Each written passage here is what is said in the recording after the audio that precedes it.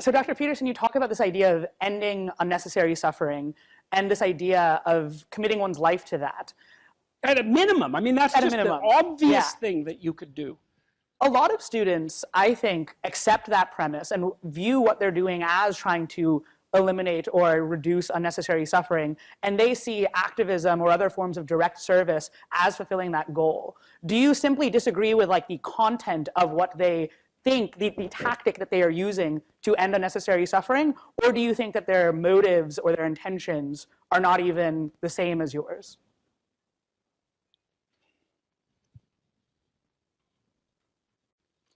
It's too public.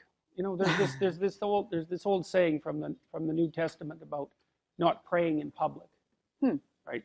And the idea is that if you're going to commune for the higher good, you should do it in private, because otherwise you're warping your ethic in some sense by demonstrating how virtuous you are to the world. It's like, you know, you go out there with a stick and a sign on it that says, "I'm against poverty." It's like, yeah, no kidding, man. Really.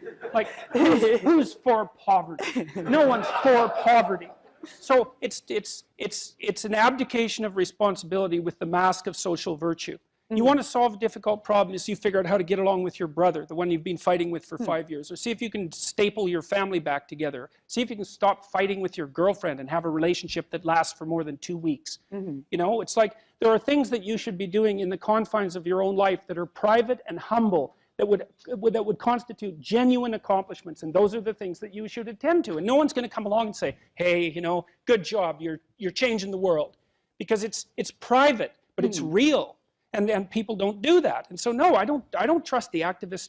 I don't trust the activist ethos at all.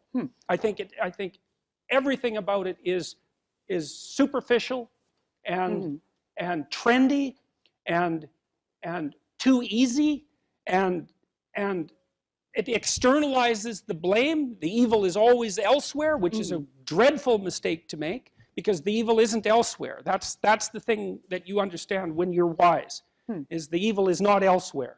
It's you, because you're not everything you could be. And so, you know, you should work on that before going and telling someone else that maybe they're not who they should be.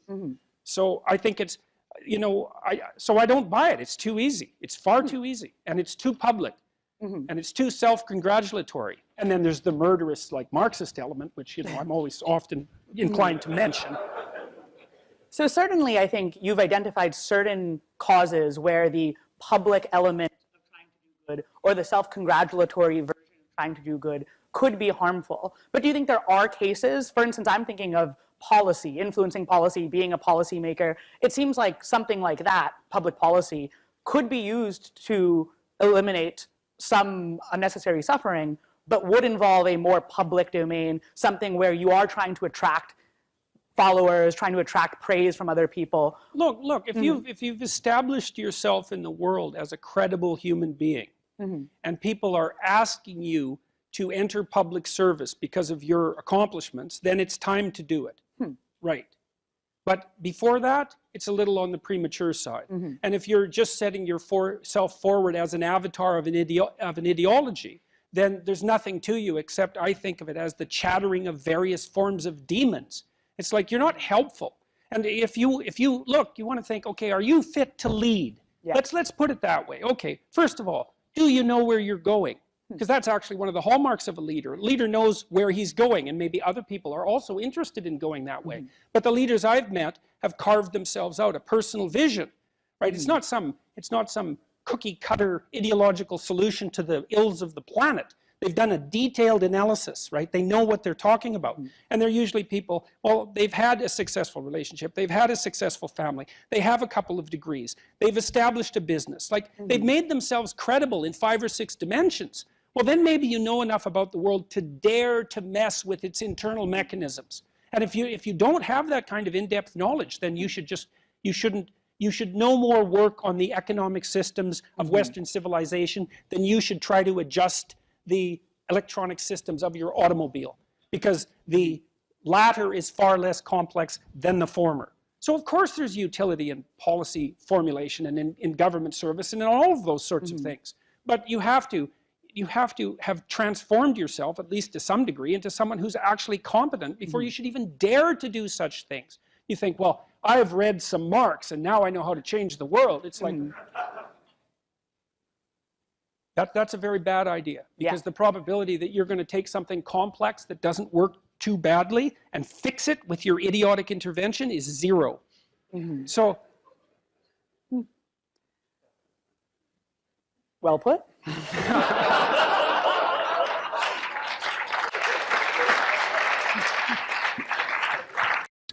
but one of the things that Marx has over John Stuart Mill is that Marx is a social revolutionary, and young people like to think about ways to change the world, right? And that's actually a positive part of their development. It's a stage that the developmental psychologist Jean Piaget called the messianic stage, and he associated that with late adolescence.